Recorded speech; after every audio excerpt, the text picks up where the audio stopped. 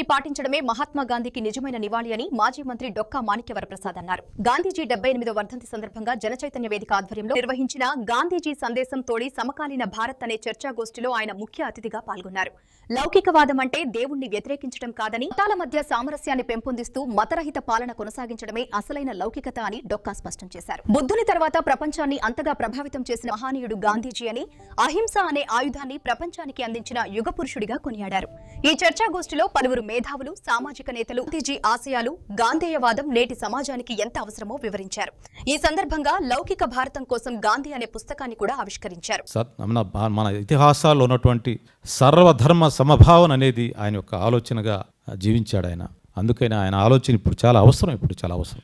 చాలా మంది చెప్తా ఉన్నారు, చాలా మంది మత ద్వేషాల పేరు మీద, కులాల పేరు మీద, ఉమెన్స్ మీద, మహిళల మీద చాలా అత్యాచారాలు జరుగుతూ ఉన్నాయి. ఆ అత్యాచారాలు పోవాలని చెప్పి ఆయన ఆకాంక్షించాడు. అందుకని మహిళలకి స్వాతంత్రోద్యమంలో మొట్టమొదటిసారిగా మహిళలకి ఉన్నతమైన నాయకత్వం ఇచ్చాడు. సరోజినీదేవి ఆయన టైంలోనే ఏఐసిసి అధ్యక్షురాలైంది. ఆ రోజుల్లో 100 సంవత్సరాల పైచులకు ఉన్నప్పుడు, 100 సంవత్సరాల పైన ఒక మహిళ ఏఐసిసి అధ్యక్షురాలు కావటం అంటే అది భారతదేశంలో సాధ్యమైంది, అది గాంధీ వల్లనే సాధ్యమైంది. అది అట్లా చాలామంది మహిళలు నాయకత్వాన్ని ప్రోత్సహించాడు ఆయన.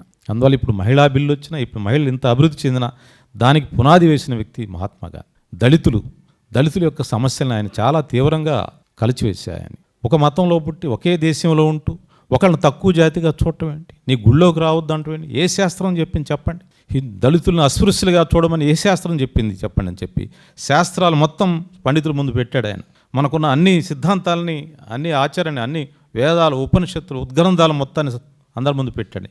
ఏ గ్రంథంలో ఎక్కడ భారతదేశంలో అస్పృశ్యత పాటించవచ్చు అని ఎక్కడ చెప్పారో చెప్పండి అని చెప్పి ప్రశ్నించాడు ఆయన. ఎవరు చెప్పలేకపోయారు. అందుకనే భారతదేశ అస్పృశ్యతను ఒక బ్లాట్ అని చెప్పి, ఒక మచ్చ అన్నాడు. బీహార్ లాంటి చోట భూకంపం వస్తే ఆ భూకంప బాధితులను పలకరించడానికి వెళ్ళి, చాలా పెద్ద భూకంపం అది, ఆ భూకంప బాధితులు పలకరించడానికి వెళ్ళి, వాళ్ళని ఓదార్చడానికి వెళ్ళి, ఏంటి ఇలా జరిగిందంటే భారతదేశం వేల సంవత్సరాలుగా దళితులనే వాళ్ళని అస్పృశ్యులుగా చూసి సమాజానికి దూరంగా పెట్టారు. దానికి భగవంతుడు కోపగించుకొని శాపం పెట్టడం వల్ల అంటే సెన్సిటైజ్ చేస్తాను, ప్రజల్ని సెన్సిటైజ్ చేయడానికి మనం చేసిన పాపానికి ఇది ప్రతిఫలం అని చెప్పి ఆయన ప్రజలందరూ ఆశ్చర్యపోయాడు. నిజమే కదా అని చెప్పి అప్పుడు దేవాలయ ప్రవేశం అనే కార్యక్రమాన్ని చేపట్టి అనేక గ్రామాల్లో అస్పృశ్యులకు సేవ చేయటం అంటే దళిత ఆయన హరిజన సేవక సంఘాన్ని ఒకటి స్థాపించాడు. హరిజన సేవక సంఘం అనేది హరిజనుల కోసం కాదు, ఆయన అగ్రవర్ణాల వాళ్ళు హరిజనుల కోసం సేవ చేయటం ఆయన ఉద్దేశం.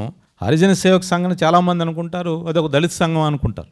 కాదు, అది అగ్రవర్ణాల్లో ఉన్న పెద్దవాళ్ళంతా దళితుల కోసం సేవ చేయండి, మీకు ఇది మహద్భాగ్యం, ఇది చేస్తే మీకు పుణ్యం దక్కుతుంది, మీకు భగవంతుడు ఆశీర్వదిస్తాడని చెప్పి వాళ్ళని ప్రోత్సహించి ఆ రోజు పెద్ద స్వాతంత్ర సమర యోధులు, ఉన్నవ లక్ష్మణారాయణ లాంటి వాళ్ళు, పెద్దవాళ్ళు, అనేక మంది పెద్దవాళ్ళంతా హరిజన సేవ చేసి దేవాలయ ప్రవేశం చేసి తరించారు వాళ్ళంతా కూడా.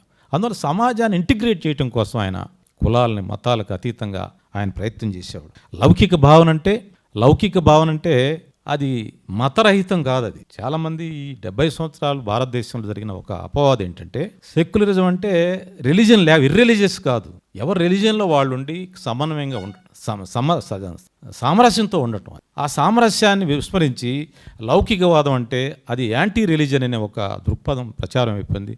అది దేవుని గుడికి వెళ్ళటం అంటే తప్పు, లేకపోతే దేవాలయానికి వెళ్ళటం అంటే తప్పు, లేకపోతే ఇంకొకటి మత ఆచారాలను నిర్వహించడం అంటే తప్పుగా భావించడం వల్ల చాలా నష్టం జరిగింది. లౌకికం అంటే ప్రభుత్వ విధానాల్లో రేషనాలిటీ ఉండాలి.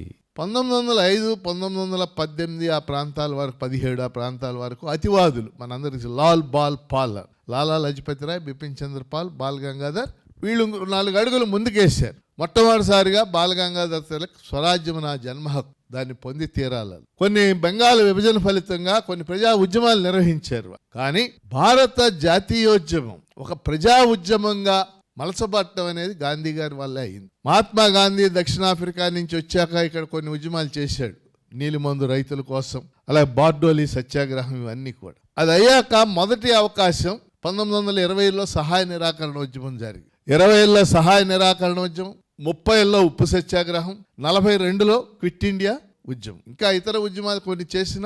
గాంధీ వచ్చాక 3 దశకాల్లో 3 పెద్ద ఉద్యమాలు జరిగినాయి. ఈ ఉద్యమాలన్నింటిలో కోట్లాది మంది ప్రజలు పాల్గొన్నారు. అనేక మంది తమ వృత్తులను వదిలేసి వచ్చారు. మహిళలు పెద్ద సంఖ్యలో పాల్గొన్నారు.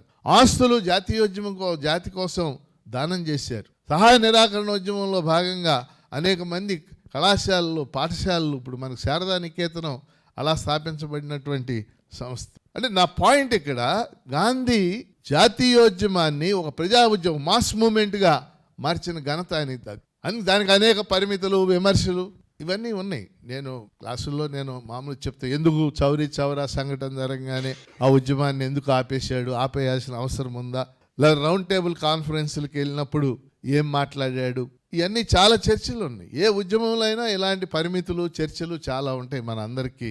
కానీ బై అండ్ లార్జ్ ఓవరాల్గా ఆయన జాతిని ఎలా మొత్తం భారత జాతీయోద్యమాన్ని ఎలా ప్రభావితం చేశాడో